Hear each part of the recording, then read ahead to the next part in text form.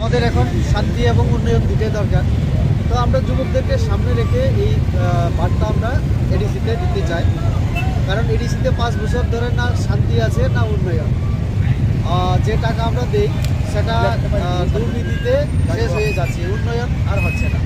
তার জন্য আমরা চাইছি আগামীতে এডিসিতে যুবকদের মতো ফ্রেশ আমাদের চেহারা আসুক, ফ্রেশ প্রশাসন আসুক, স্বচ্ছ প্রশাসন, যে আমাদের জনজাতি সমাজকে লিড করতে পারে।